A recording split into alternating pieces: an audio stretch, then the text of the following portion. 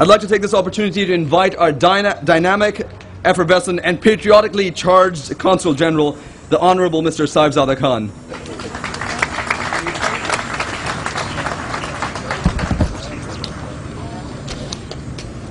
Bismillah ar-Rahman ar-Rahim.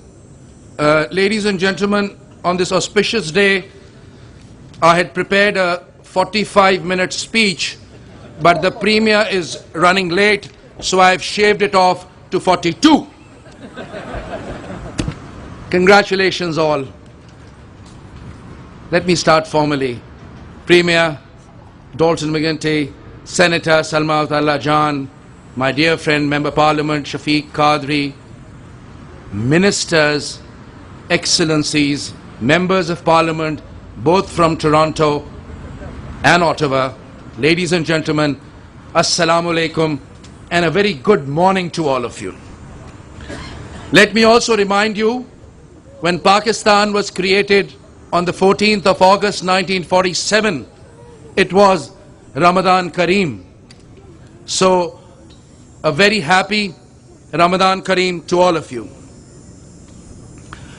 We had thought it would rain today as it rained on 14th of August 1947, when we first unfurled the Pakistani colors on our independence.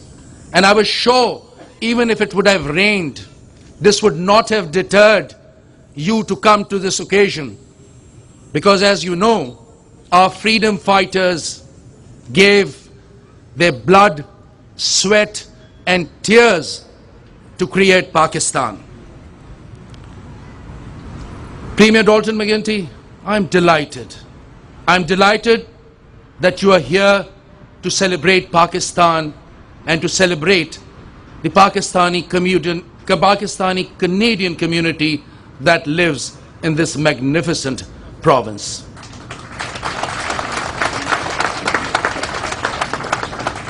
Let me do business first.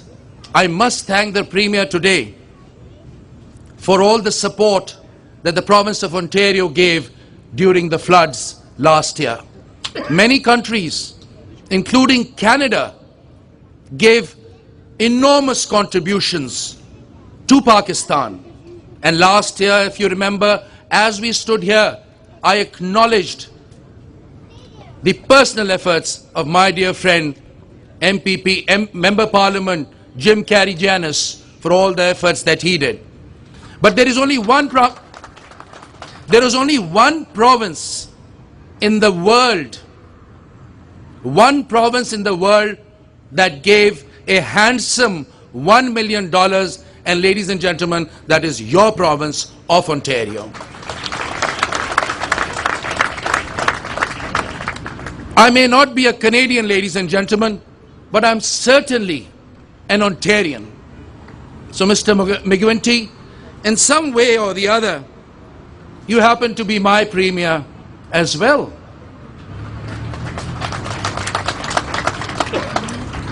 And thank you for you and your team for providing us. This I echo the feelings of my wife and my family. Thank you for providing us with a very vibrant environment, economically sound and conducive atmosphere. A place where people are safe and can aim for the sky and actually reach it. This morning, my son, who's about to go to university, came running to me with the newspaper. He's very excited with your this morning's announcement about the student loan repayments.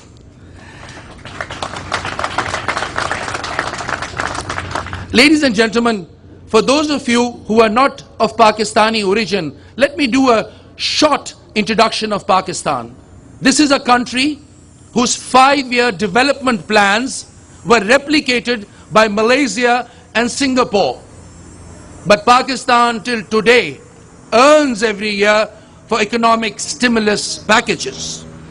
The founder of Pakistan, Quaid-e-Azam Muhammad Ali Jinnah, said that I want a modern, progressive Pakistan with a pluralistic society.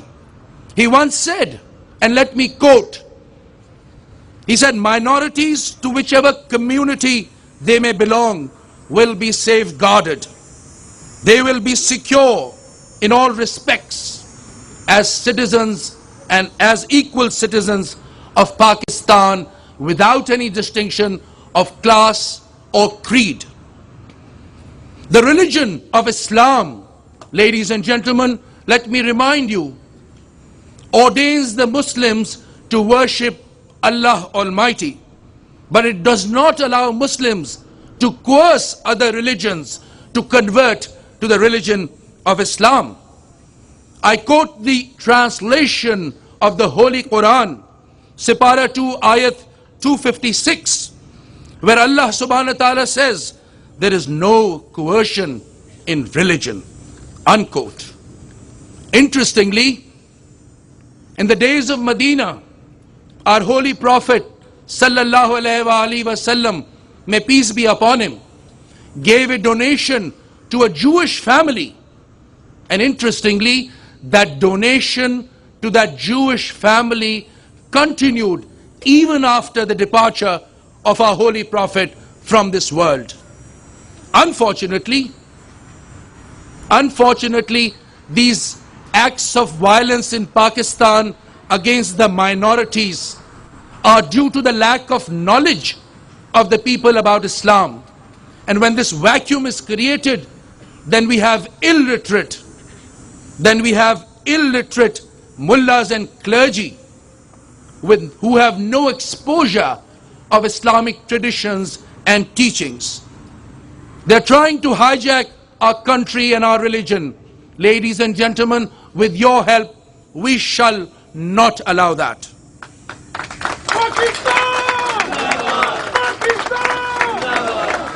I wish I could stand up here today and announce that everything is hunky-dory in Pakistan. I cannot do that. So let us see what went wrong in these 64 years very briefly. To name a few, military rulers bred extremism in Pakistan to defeat communism. In the words of CNN and BBC, the holy jihad. Communism was defeated, contained, but a new Frankenstein of extremism was born. And this Frankenstein woke up from its slumber in 2001, attacked the West and engulfed Pakistan. Ladies and gentlemen, luckily we no longer have a one-window operation in Pakistan. Alhamdulillah, democracy has started to take roots in Pakistan, which is for the people, by the people, and the rule of the people, by the people, for the people. But we will have to pay a price for this rule, because this Frankenstein has cost us $60 billion. We are left with 2.3% to spend on our education. Ladies and gentlemen, but we, I assure you, we will not falter. Excellency, we will not withdraw. We will fight, last man, last bullet, for our independence. Let me also explain to you what is independence. Azadi cheez kya hai? Kya azadi 1947 14 अगस्त को एक नई मुमलिकत का कायम होने का नाम है? आज के दौर में, in today's world, an economically weak country with democracy in its infancy, with extremism at its peak, is like a lamb among wolves in this unequal world of realpolitik. In this vulnerable and precarious situation, there are people among you who have asked me many times that, Consul General, are we actually independent? Let me answer that question now with whatever candor I can gather. I feel, not necessarily all of you will agree, I feel that yes, Pakistan is an independent country. If we were not independent, ladies and gentlemen, we would not have been a nuclear power today. We would not, if we were not independent, they would not have put us under sanctions, economic and military, for ages. Democracy would not have returned to Pakistan. As you know, efforts are underway as we speak today on 14th of August, right across the border at the United Nations, to put Pakistan's nuclear program under jeopardy. Our socio-economic aid and assistance, our loans, international economic stimulus packages would not have been frozen if we were not independent. But ladies and gentlemen, this mantra of the West, this mantra of the West of do more, do more, do more, that continues. میں جب آج ادھر آیا تو میرے ایک دوست نے مجھے کہا کہ صاحبزادہ صاحب آپ نادان ہیں، آپ بین الاقوامی سیاست میں نادان ہیں. میں نے کہا کیوں بھائی؟